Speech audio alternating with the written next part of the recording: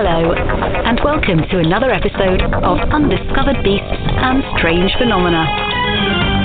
Please join our experienced and knowledgeable panel of hosts as we explore the great mysteries of our time: Bigfoot, UFOs, ghosts, and unexplained phenomena.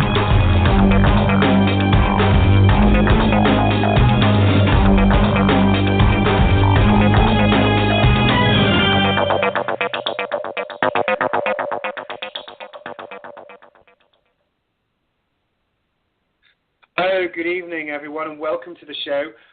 Today, Mike and I are joined by our very new host, Melissa Wynn-Adair. Welcome, Melissa.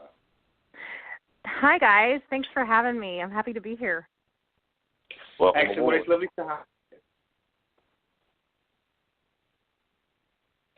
you. What we're going to do is by way of introduction, Melissa, is ask you a few questions so that people can understand your background, where you're from, and everything else. Is that okay by you?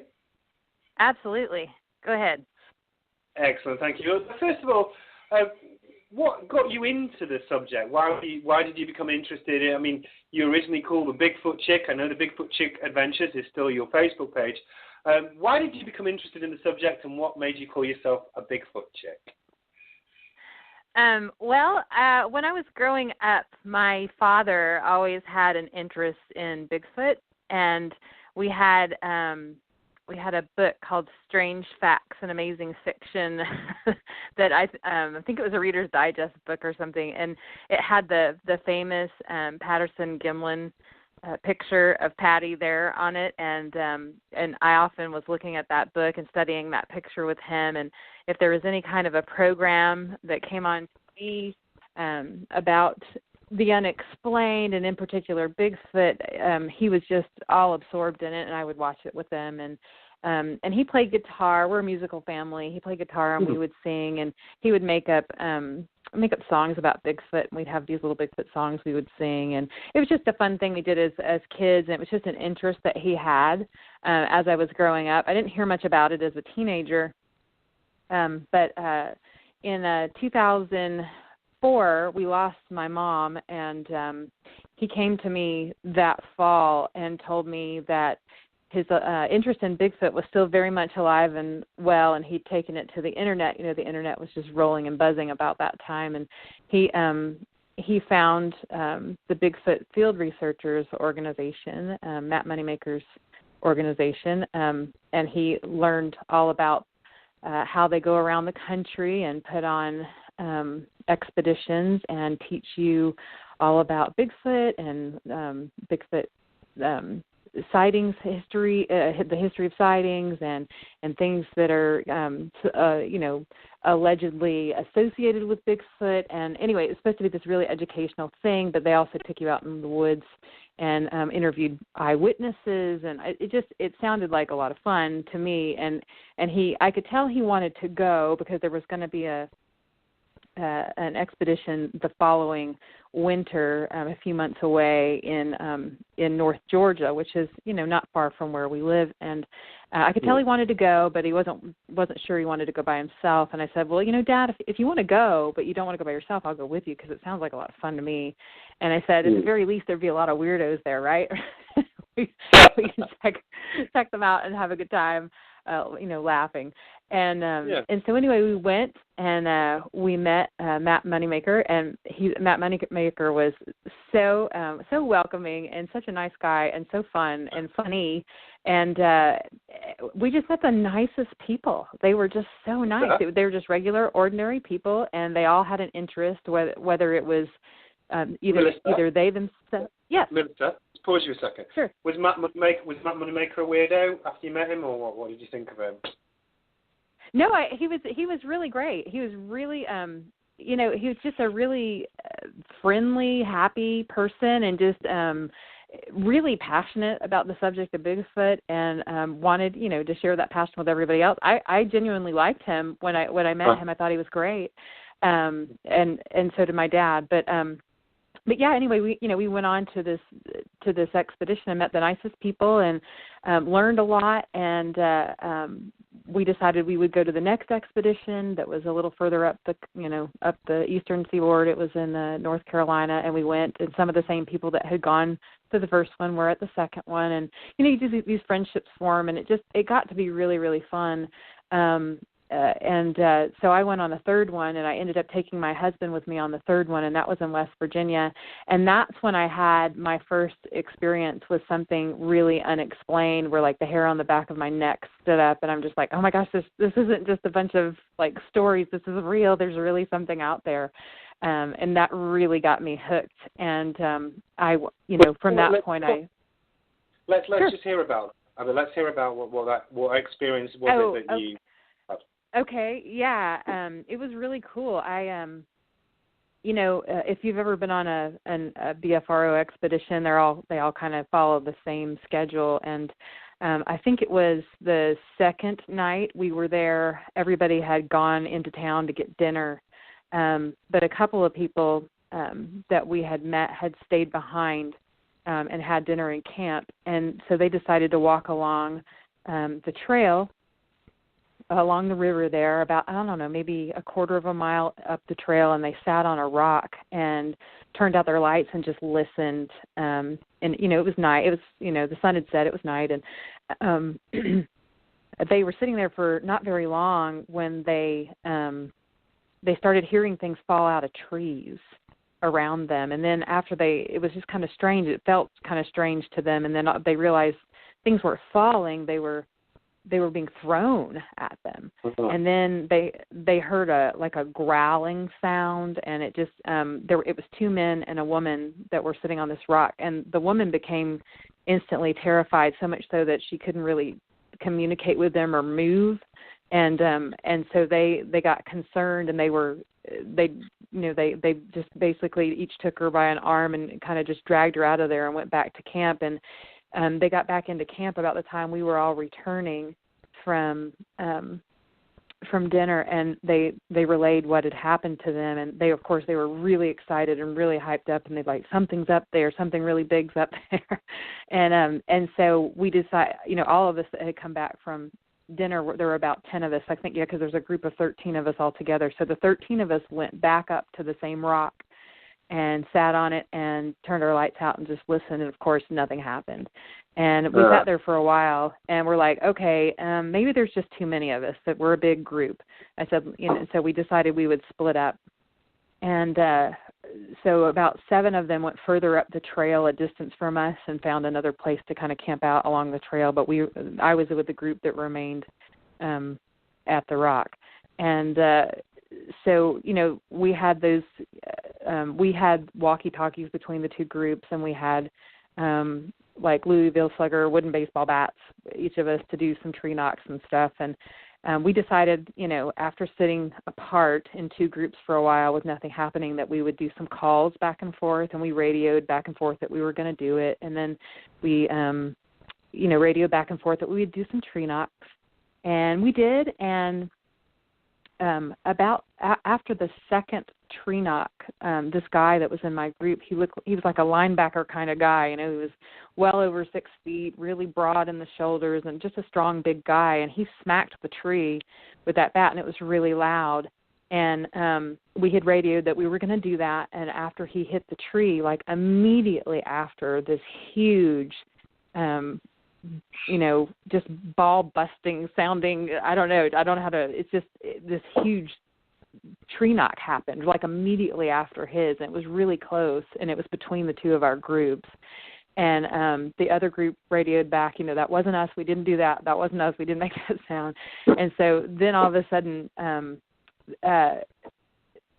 we decided we would do some calls to see if that would happen. And after a couple of calls, this like enormous, I don't know how to describe it other than like the man-beast howl, or the classic like Ohio howls. If you look up the Bigfoot on YouTube or whatever, that kind of a man-beast howl, it came out of a huge chest cavity, echoed off the ridge right behind where the two groups were were stationed on the trail. And the hair just stood up on the back of my neck, and we were all just like, oh, my gosh, this is weird. This is so wild. And we just freaked out. And then we started hearing things like drop out of trees, and we realized that things were being thrown at us after a while. And I had third-generation night vision, and I had walked a distance from my group up the trail, and I turned back and looked at my group, and I saw like a log or like a big stick go up and over the tallest guy's head in our group, and so I immediately looked down from the direction it had come, and I couldn't see anything, and that was really unnerving because I could hear some movement around us, but I couldn't see anything. And so anyway, that went on for a while through the night, but it was also like 23 degrees that night, and it was really cold, and so we were starting to freeze at one point, and most of the group decided after the excitement died down for a little bit that we would go back to camp. But that was the first experience I had with some interaction like that. I guess, the BFRO refers to it as a Class B sighting or experience. I mean, you don't see it, but there was something happening. You heard it, just weirdness was going on, and it was witnessed by all of us that were there. So that really got me, believing that, okay, this is not just a bunch of stories, not just a bunch of legends, it's based on something. So that really got me hooked, and I became an active investigator for a while with the BFRO and helped to organize expeditions and that sort of thing. And then eventually I broke off from them and met some other groups. Melissa, if I may, can I just pause, because I just want to focus a little bit on that experience. So after you had that experience, how did you feel when you reflected on it afterwards? Well, I thought, it wasn't anything I could explain or describe in terms of anything that I knew. I couldn't relate it to, I couldn't categorize it with any animal sound I had ever heard before, other than alleged Bigfoot howls that that I had listened to, and I don't know. It made me realize that that the mystery really hadn't been solved. That there's still something out there. That there all these people kind of witnessed this and were kind of affected by it, but we still don't have answers. And it just made me want to keep looking. To try to figure out, what it is, and I want to see what made that noise, Yeah.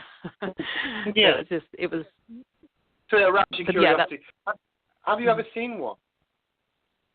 I have not ever seen one. I have not ever seen one with my naked eye. I have. I was going to say, I have been next to people. I've been standing next to people that have had thermal sightings, but when it was my turn to look, it was gone or I couldn't see it. Yeah. And so, and then of course, Mike Green's footage out of North Carolina, I was standing next to him the very first time he saw that. What they believe is the same creature, that creature that he caught later on film when he left his camera running. I was standing right next to him when that happened in the Uwharrie National Forest. But so I've been really, really close a couple of times, but I've never actually seen one. So I'm waiting. It's my turn. My turn is coming. No, I get it. So when we're thinking about Bigfoot, you've had a few things that have happened. You've had these knocks, you've had other things, and in different places you've had what's your view on Bigfoot? What do you think Bigfoot might actually be? Well, I can tell you that I don't know exactly what he is. Based on what I have experienced, I believe that it's most likely some sort of ape-like creature that is probably closer to human than regular apes or primates. They're extremely smart, and I think they have a highly evolved sense of self-preservation and can manipulate, the visual field perhaps, and can hide in plain sight. They're masters of camouflage, I think, and I think they're very, very curious creatures. I think I think they're watching us more than we realize that they're watching us when they are around. So I'm leaning towards, a flesh and blood animal with some highly developed abilities because of how they live and how long they've been around. Now, I want to come back on to that, but I just want to sort of, for our audience, paint a picture of you, because obviously you call yourself the Bigfoot Chick, and obviously you're an attractive lady, but you're more than that. You're a businesswoman, aren't you, as well? Do you want to say a little bit about what you do? I'm a content marketer. I have a business where I help manage, I curate and create content for my clients and do some social media marketing. I manage their social media accounts. I help design websites and just make sure that they're optimized to get their brands out there, increase their brand awareness, and build their social followings, that sort of thing. So, and you run this as a consultancy, so you're a management consultant. I am. In fact, yeah. Mm-hmm. So you end up working long hours. You're an accomplished businesswoman. Do you find time to do this research? What's your passion? Is it business or this? And obviously you're a family lady. What's your passion, Melissa? Well, my passion is chasing after the unknown, I guess. Anything unexplained always piques my interest. I have a great love for the outdoors. I find it very calming and very rejuvenating to be outdoors and outside. Very head clearing. I always feel at peace outdoors. And so any chance to be outside, and not just outside so much, but in the woods or in the forest, and especially if I can go into a new forest, one that's foreign to me, that's not my backyard. It's just I love exploring and just seeing how the lay of the land changes, the different animals, the different little species that are indigenous to different areas. I find it all really fascinating, learning about that kind of stuff. And just, learning about Bigfoot and or other legends is just a natural extension of that. So I do enjoy being out there. But, yeah, if I can go camping and hiking and four-wheeling, taking my FJ Cruiser out, put it in four-wheel drive, I'm a happy girl. Yeah, and I get that. I mean, and I want to come back to the Bigfoot subject. One of the questions I was interested in, you're a Latter-day Saint as part of your religion. Does that influence your views in any way, or does the religion take a view about what your research is? Could you talk a little bit about that for me, please? Yeah, I guess, as a Christian, I believe, there's all kinds of creatures that were created, and, there's all kind of legends that Bigfoot is Cain. I don't know that I necessarily believe that. And, of course, there are accounts of people seeing whole families of these things everywhere, so I don't just think there's one or that it's just one person. And so, I believe that there are a lot of mysteries, out there that have yet to be solved. That there are a lot of mysteries that maybe we'll uncover with time, and that there are all kinds of creatures and things that we will discover. As far as if you're asking, do I think is Bigfoot a spirit being or is he evil or this, that, or the other. That is not my belief at this time. I haven't had any sort of an experience to lead me down that path. I've never felt in the instances where I felt like I could be in the presence of an alleged Bigfoot creature, I never felt that it was evil or that it had any desire to harm me. Not that I would want to go charge towards it and approach it with any wild animal. I would be cautious, of course, and give it a wide berth. But no, I don't. If that's what you're asking, at this time, I can't say that I've had any sort of an experience that would lead me to believe that it's any kind of a spiritual being or interdimensional being. I just haven't had any kind of an experience that would make me think that. No, I mean, I was going to come on to that. I mean, really, I think what I was trying to get at really was do you find that people in your religious community are supportive or unsupportive, or just say good luck, Melissa? With well, as far as that's concerned, most people laugh hysterically. But by and large, they're very supportive and fascinated, and there are quite a few people that I know through Facebook that are also Latter-day Saints that enjoy and share this hobby and passion of looking for Bigfoot. Good. So you mentioned then about Bigfoot and what it might be, and you are of the belief that it's a physiological, biological creature. Is that right? At this time, yes. I mean, based on what I have learned and what I've experienced, that's what I would have to say. Now, I was reviewing a film made by Bilko Productions.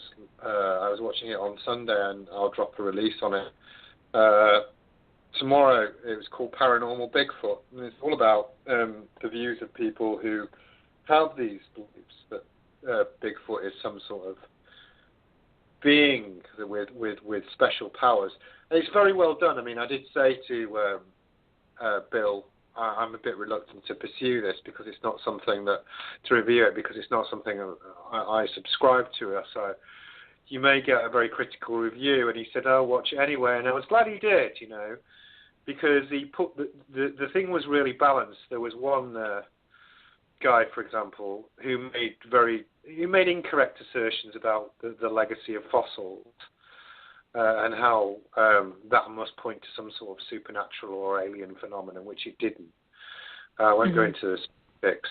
And it was very well refuted in the film, so there was a lot of balance in it, and I was glad about that. But obviously, what you see with Bigfoot research is you see a lot of people who have these views that Bigfoot is a forest elder and just wants to be your friend and hold your hand in the woods. What would you say to that, Melissa?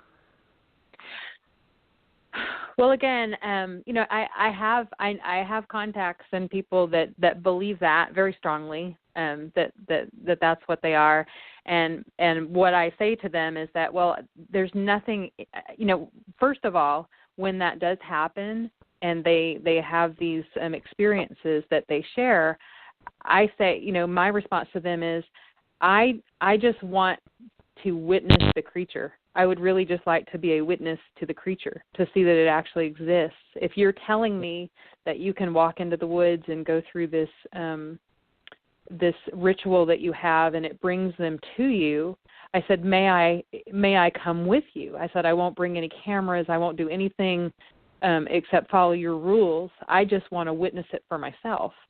And in the times that I have, offered that so that I could have the same experience they're claiming to have, I'm always denied. So, yeah. So, and that's the problem, isn't it? And that's the problem. Right. What I essentially say to these people is, look, if you have a mystical relationship with Bigfoot and you see it, yeah, take me with you. I'm quite happy to not have any cameras and all that. As long as I can see him, I'm curious, yeah? But no, it never happens. Or I said, well, okay, you won't take me with you because they give us some BS about it not being in my heart or something like that, which is just an explanation. It's not in your heart is not pure or some crap. And then I said, well, okay, if my heart is not pure and I'm not good enough and you're special and I'm not special, then I don't mind not being special. It doesn't bother me in the least. But I'll be very humble about it. Just take a picture of him. Oh no, he doesn't want me to do that. He doesn't want me to do that. Right. He told me in his special mind that that's not the right thing. Well, then shut up. Stop going on about it. Shut up, because unless if you. And I don't even mind. I mean, my view is, if you've got some lady who has a trailer and she's saying she has a special relationship with Bigfoot, then okay, she's loony and harmless, fine. But you have some of these people making money off this, so they're selling books saying they have a special relationship, but we can't see it and everything else. And you know what? If they're taking money off people, and they're open to scrutiny, I'm afraid. If it's harmless and it's just weird, then I'm okay with that. Let them do their thing. It's not my thing. But then, skateboarding isn't my thing. I don't feel like I want to attack skateboarders or whatever. It's just not my thing. But if anybody becomes commercial in some way, so they're taking money off people, then they have to be open to scrutiny, and they can't have a very thin skin and tell me I'm not special like them. Sorry, that doesn't wash. I mean, am I wrong, Melissa? I mean, you tell me what you think. No, you're not wrong. I believe that extraordinary claims require extraordinary proof, or at least a handful of witnesses, at the very least, before it can be, believed by anyone. And I just feel like. If you're having these extraordinary experiences and then, get your feelings hurt when people are attacking you for having these extraordinary experiences that you claim to be having, and then someone offers, just to go with you by themselves without any firearms, without any radios, without any recording equipment, without any cameras, just themselves, and abide by their rules and go through their ritual, whatever it is, just to share in that experience. I feel like that's a very reasonable request. And if that's denied, then we have nothing to work with. Yeah, and if you're making money off it, then you should expect it. You know what? I'm quite happy to bang the drum, and you can play the flute because you're more musical than me. If it brings old Big out, but if it doesn't, and it's just another lonely tale, then you need to be scrutinised for it. I mean, and it brings me on because over the past few days, I was sat there the other day, and I'm sure you have a little bit. I hope not very much. I really do, but Mike's had some as well. I get abuse from time to time, and it's just one of those things. You're in the public eye to some degree. Somebody's going to say something bad about you, and I don't like it, but it's just you just roll with it. I don't get down in the dirt with people. I mean, it's not very classy. It's very difficult. It's very difficult, and there are a lot of cyber bullies out there. But after a while, you just learn to not listen to them. And as long as you have integrity and you're true to yourself and your tight circle of friends believe in you, that's all that you need. Yeah, but one thing that I just decided I wasn't going to put up with. So I'm sat there having my sandwich. It was lunchtime, and then I had a couple of abusive things, and then I had this one person who just said, I want to kill you. I'm not going to give the specifics why, because I'd like to track that person down and make sure they go to jail. But I thought, I'm not putting up with this, over Bigfoot. So you want to kill me over Bigfoot? I mean, to the outside world, it just looks, Bigfoot, when people are arguing about Bigfoot on Facebook or something else like it just looks like one set of weirdos arguing with another set of weirdos. That's what it looks like to the outside world. It might be our hobby and we're very passionate about it and all the other things, but somebody's threatening to kill me over Bigfoot. How ridiculous is that? What sort of lonely loser thinks that that's a good idea? But there are people out there like that, and I'm amazed, but there are. But they won't stop me behaving any differently in any way. I'm sure. I hope that never happens to you, Melissa. But I'm sure you feel. Well, I would hope you would feel the same about those things. Oh yeah, I really don't get it, and I don't get all the infighting between all of the groups either. But I mean, yeah, there's a death threat is that's completely out of line and uncalled for and dangerous, and we don't need that. We don't need that. We just need people to respect each other, and just if you don't have anything nice to say, then don't say anything at all, right? Isn't that the golden rule? Well, normally manners. Normally it's the case with me, unless they're making a profit for something which I think is of a dubious nature, and then I might be inclined to check. But right. Let's talk about other things a little bit as well, because the show is not just about Bigfoot; it's about cryptozoology, and it's also about other things that Mike and I have thought might be interesting to our listeners. So it's a broad band of different things, and we've had people talking on cryptozoology, for example, about Lake Champlain monsters and things like that, and we've had people talking about ghosts. A couple of interesting ghost researchers, and of course we've had a couple of experts talking about aliens and alleged alien incidents. And I just wanted very briefly to touch on your views of. I mean, let's start with ghosts. Do you think ghosts exist, Melissa? Oh yeah, sure. We have one in my house. You have one call in him your Frederick. What now? You've got one in your house now. According to my children, I've never run into him, but okay. Just set the pictures. You've got obviously tell us your husband and you've got 2 children, and just tell us a little bit about how old they are, because they're teenagers, aren't they? So they're not like. Yeah, they're teenagers. My daughter is 17 and my son's 14. Okay. Yeah. And since they were little, we live in a wooden.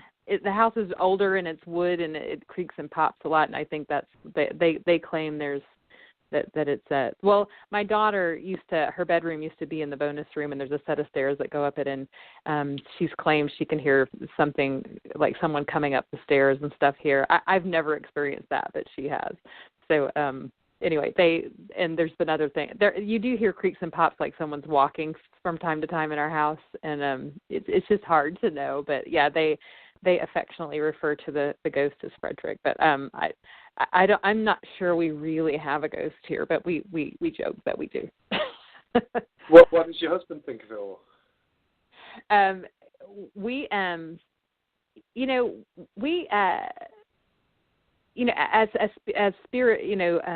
spiritual people of faith, we believe that we the people who have gone on, passed on, probably come and check on us from time to time, and we've had the more positive kinds of experiences. If you want to refer to that as a ghost, okay, refer to it as a ghost. But my husband actually has a group of friends that go ghost hunting together. They'll go into old World War II or Civil War cemetery. I mean, as ancient as they can find, and walk around with their little ghost apps and do all that kind of stuff, and they get all into it. So I am very familiar with ghost hunting from that perspective, because my husband enjoys doing that.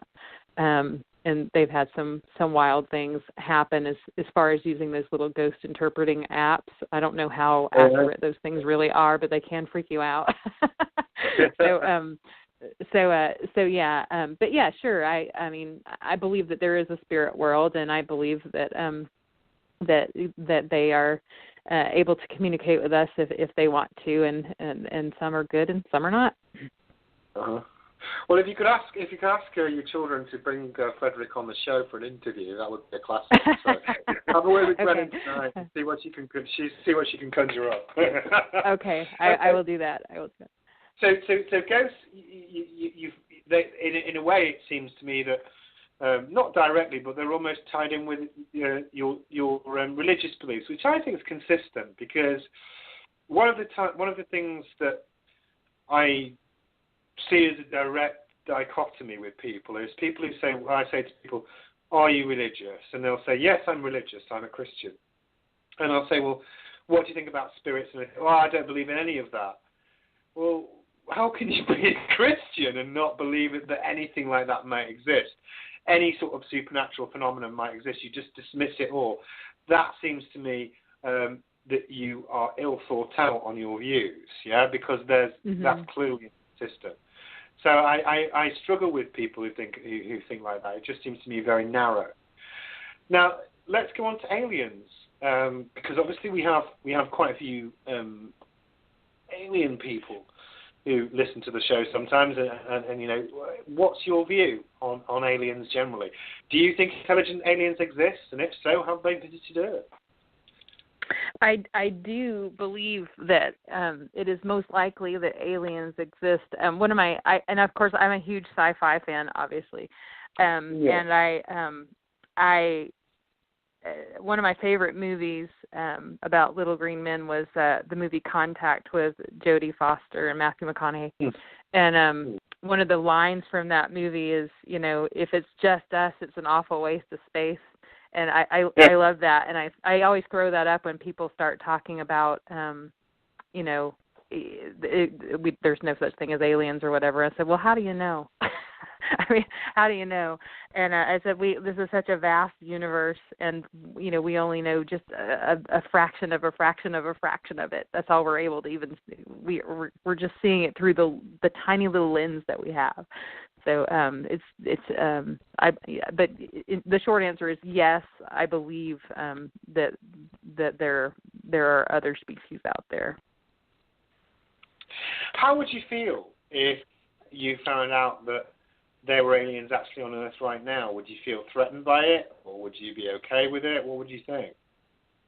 I suspect that they are. And I don't know. I'm a huge sci-fi fan, so it's just like I'm a huge Trekkie. So I'm just like, it's like a first contact thing. I would be like stoked if I found out if somebody beamed into my room and told me that they were making first contact with me. I'd be like, this is so awesome. So take me to your leader. But I mean, I don't know. I'm so open to that. It doesn't. I don't feel threatened by it at all. I think that they are here. They've probably been here for a long time. They're probably studying us, watching our development, whatever. Every sci-fi show you can think of. I was a huge X-Files fan also. So every show about aliens that's out there, I've seen it, and I totally buy into the concept that we are not alone in the universe. You see, for me, with alien contact, I'd like to be kind of picky, because what I keep hearing about from these alien people is like, I know there are supposed to be a lot of these different species, but I keep hearing about these grey ones with the big eyes and long fingers that probe, and these blonde. Aren't they supposed to be just like suits though? Are they not? I mean, I don't know. See, I have a limited knowledge to all of it, but I thought those were just supposed to be like their suits. Well, they're different types. I mean, but essentially they all look like pretty ugly and small with big eyes, and they're grey or brown. And then you've got these tall, attractive, blonde ones, that they call the Nordics, and there's two. And I was thinking, well, if I've got to choose, I'm not going to be choosing those nasty little ones. They're up to no good. I want to be with these blonde ones that whisk you up in the spaceship and impart some wisdom. I'm only joking. Okay, I could be with you on that. I guess it depends on what their mission is. I mean, does each different type have a different mission? I mean, what are their missions? What is their objective? What are they trying to accomplish? That's what I would want to learn.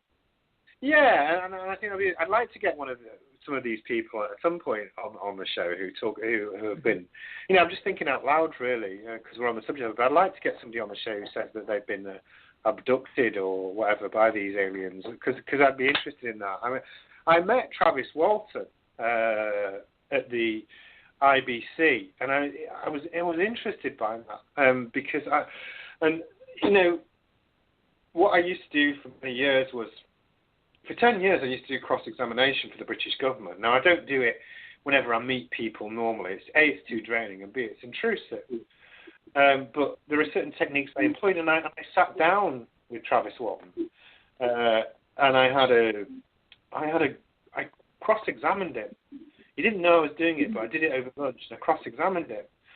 And because I thought, is it just BS? I'm just going to, like, get into this guy's head a bit. And it was interesting because he's either totally delusional, and he claims to have been abducted by an alien. He's the guy who the Hollywood film Fire in the Sky was based on. The film doesn't bear much resemblance to his story, but that's it, so people know. And he's either completely delusional or he is telling the truth. And it was disturbing because it's more likely that he was telling the truth, which I found very disturbing indeed. Not in a bad way disturbing, but very interesting. I was really interested. I thought about it a lot afterwards. And I actually watched another person who analyzes body language and all that, an expert on him, and she came to the conclusion he was telling the truth as well. And of course, he passed him and his cohorts allegedly passed a lot of lie detector, a lot of polygraph tests. Now, people can fake polygraphs. You can be trained to fake polygraphs, and psychopaths, incidentally, do very well on polygraph tests. That's why they're not admissible as evidence in court, right? No, because psychopaths, for example, who constitute that 2%. Yeah, because you can manipulate them. Yeah, right. You can manipulate them. They can just pass them anyway because they don't have the same range of human emotions anyway. So they're not reliable. But for 6 people to pass it about the same incident was very, very, very unlikely. And they were the people with him. And he was very interesting. I mean, I'd like to get him on the show if possibly. Can I try him? But he was very interesting, and I thought about that a lot because if what he said was true, then we really don't know an awful lot about what's really going on. And I thought it was interesting. I only mentioned to him because you obviously were talking about aliens.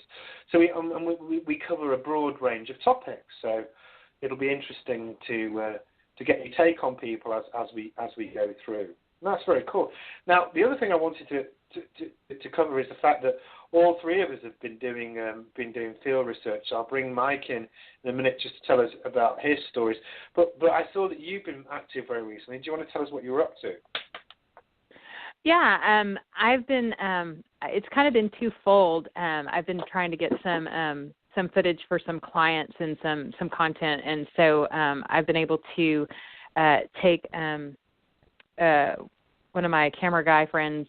He's got a drone, and get some really good drone footage of the forest. And we chased down. It actually snowed here in extreme northeast Georgia, and so we actually tracked down the snow, and we're able to get some footage in the snow today. But it was very near where that the most recent Bigfoot sighting just happened here in North Georgia near Vogel State Park.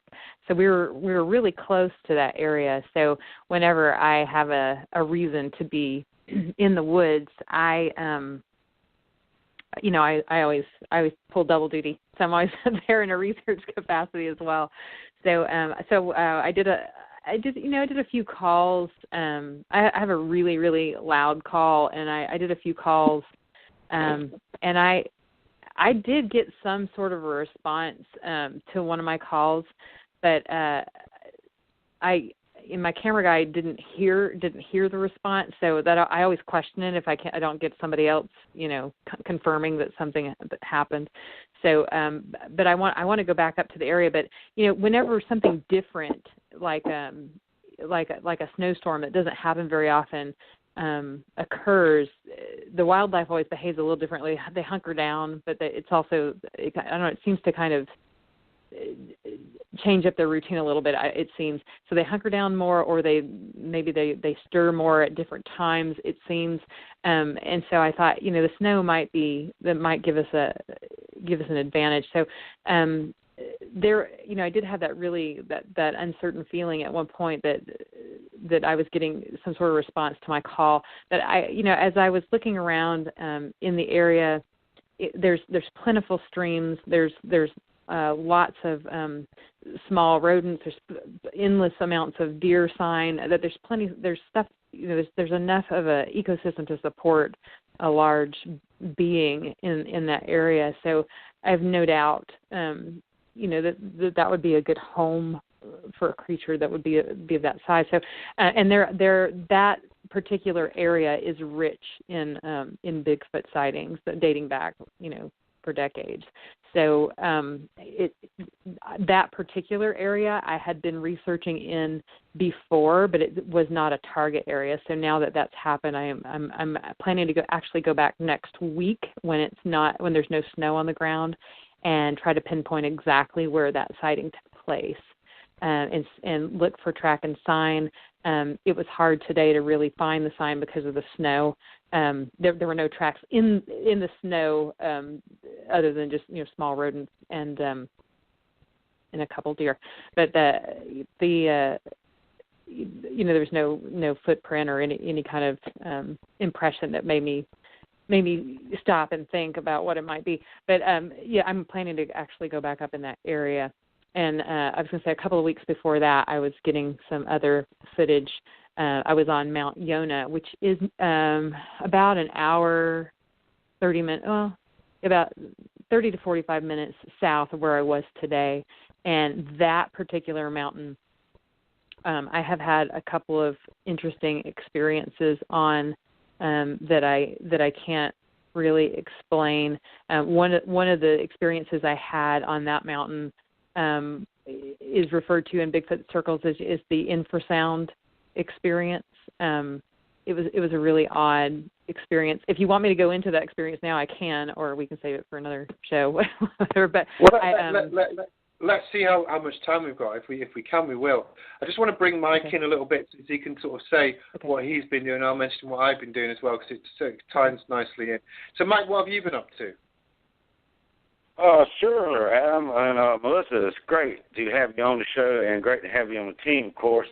I want to mention real quick that this past weekend marks 1 year ago that we were all three together in the field, along with a handful of other folks down in the Colosea Basin, very near where I had a sighting at one time. And it's, of course, one of my favorite research areas. Yeah, it's lovely that. Yeah, it's been a year already. It's hard to imagine, but I know we got to do it again. Oh yeah, I'm ready. I've been trying to hit it pretty good. I got slowed recently with a bum knee and some other things, but in just a few days, I will be at the Mike Green thermal footage location for the first time to kind of eyeball that myself, just to get a better perspective on the lay of the land and the context of the situation and things like that. And I've been working up there a little bit with our good friend Julie Wrench up there, Uwharrie, and just off the Uwharrie on her property. And, of course, been working an awful lot in my new favorite research area, which is just to the northeast of where Melissa's been working at the South Carolina North Carolina line and the Cherokee foothills and the big canyon up there. That also has a long, rich history of sightings, including a very compelling report from the fall of 2017. And I hope to get both you and Melissa up there very soon to check that out firsthand. I'm super fired up about that. Yeah. And actually, it's a little tougher for Adam being on the West Coast. But.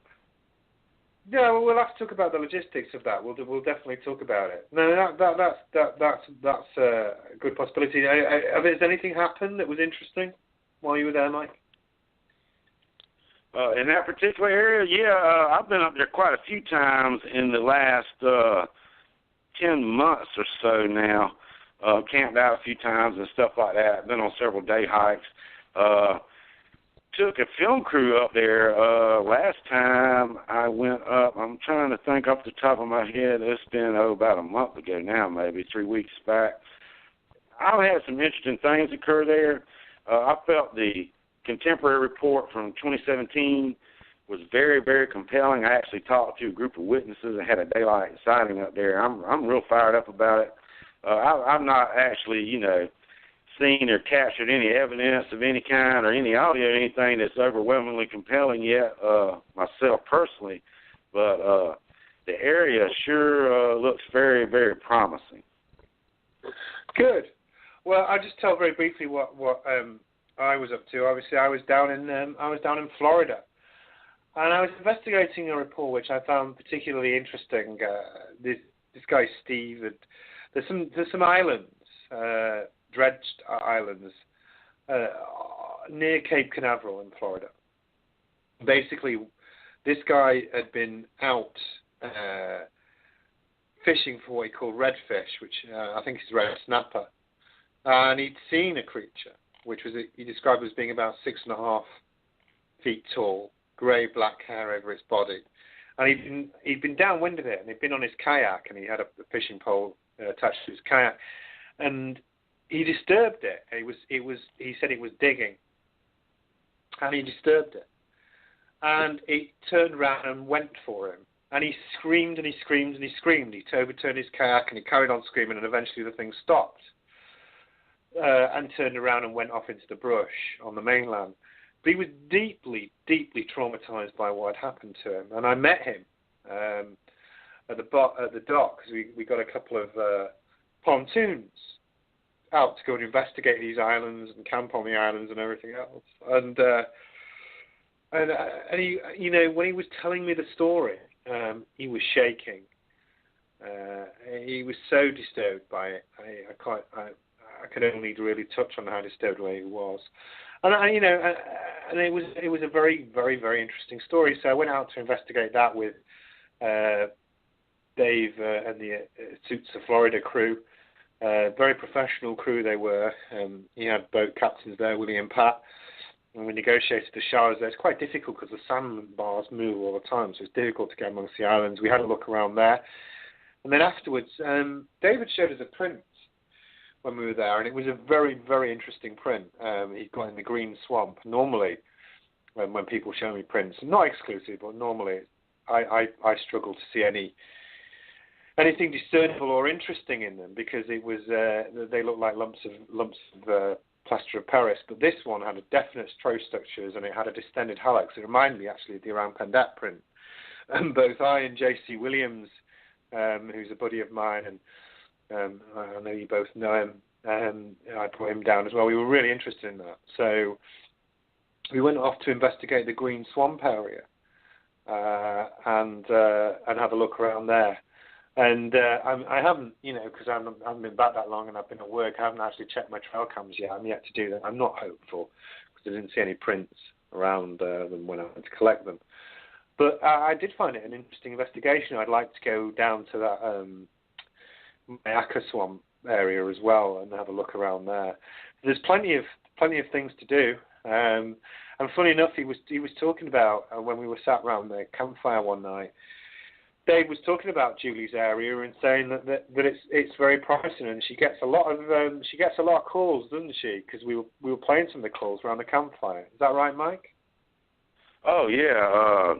Actually, I'm sure Julie Wrench, our good friend, wouldn't mind me saying this. She has some property there, just off the Uwharrie National Forest, and I will tell you right now, some of the most compelling audio I've ever heard in my life.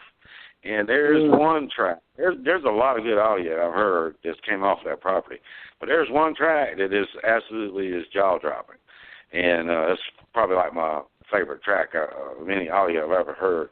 And I mean, it just keeps coming too.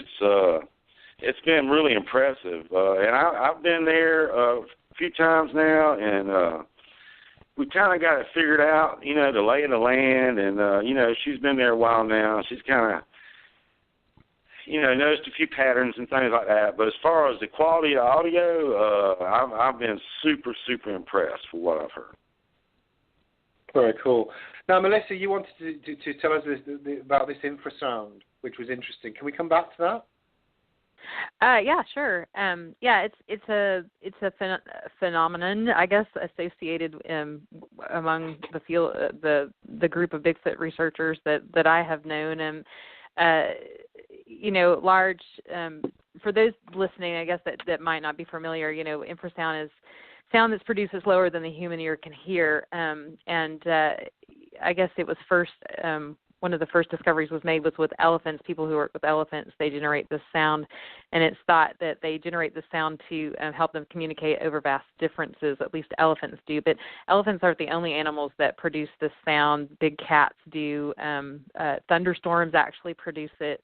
It just it's this sound that you can't hear, but it has a definite impact on you physically. And the way I have heard it described by other researchers who have experienced it, they either get insanely scared or they get almost euphoric feeling when it happens to them. And I was practically in my backyard, at this mountain that I know, and it was after midnight, and I was there with my husband, and we didn't really leave the car. In fact, when we drove to the turnaround of the trailhead, I decided I didn't even really want to get out of the car. I didn't feel comfortable, which is unusual for me because I'm fairly brave when it comes to that stuff. Nothing usually bothers. It takes a lot to unnerve me, and I just didn't feel comfortable getting out of the car. So I opened my door and just turned and sat with my feet on the ground and just sat on the passenger seat. And then he opened up the back of the car and he had his computer and speakers and he did some call blasting. And so he call blasted a series of different kinds of nature sounds, some owl sounds, some different kinds of howls that he recorded. And interestingly enough, he mixed in with it some of the hoop-knock sequence from the Sierra Sounds track CD, and so he had that, and so it was just he let it play, and it just cycled through, and these different sounds just kept blasting into the forest. And so we're sitting in this turnaround at the bottom of this trailhead. It's circular, and so where I'm sitting, I'm about 20 feet from the tree line. And as we had driven in, there are a couple of deer crossed in front of the car. And so as we're sitting there for a while playing things, I hear movement about an additional 25 feet or so beyond the tree line to my right. And then as these sounds are playing, I noticed that the movement was like 12 o'clock right in front of me. And then it continued. I noticed that, it was very soft sound, but I could hear it. And then it moved off to my left. And so, we've been there. This is all happening over some time. So I've been there for a while. And then, I looked at one point, I just readjusted my position, looked down at my feet, had my hands on my knees, and my head was down, my chin was down. And all of a sudden, I don't know what you refer to it as, but like if you're blindfolded, but somebody walks up to you silently and you can feel that they're there even though you didn't hear them, that biofeedback or whatever. That's what happened to me. I felt like somebody was poking their head between the other side of the car door and me, and so I sat up really tall. It was like someone walked up. And I sat up really tall and looked in that direction. And it sort of freaked me out. It was really weird. And I'm like, what caused that? And, what was that? And so I tried to settle myself back down. And then all of a sudden it started in my toes, and it went all the way up to the top of my head. I just started tingling, having this really tingly sensation. And it was really strange, and I was sitting there thinking, am I having an allergic reaction to something? What's happening to me? And I thought, I should probably tell my husband in case I do fall out, at least, something was wrong. And so I said, I told him, I said, I feel weird, and he just kind of looked at me for a second, and I said, I feel really tingly. And as soon as it was out of my mouth, it hit him. And he didn't respond to me for a minute, and he looked at me, and he's like, I do too. and so, and it was really, and it was directional. It was all coming from this left side. And my husband was standing out away from the car a little ways from me and facing in the exact direction. And I said, is this infrasound? Is this what this is? And he goes, I don't know. And I said, well, do you feel extra scared? And he said, no. And I said, well, neither do I, but I feel really weird. And I said, do you think we should leave? And he paused for a minute. He's like, yeah, I think we should leave. Yeah, time to go. And so anyway, he packs up the stuff in the back of the car, and I immediately, turn my feet in, pull my feet in the car, shut the door, and put my seatbelt on. I'm ready to roll out. And so we get down there, and the adrenaline has kicked in so much while we're talking. My teeth are chattering, and I can't talk properly. So I mean, it was really, really. And so by the time we got back down to the main road, my husband stops and he looks at me and he goes, "We have to go back."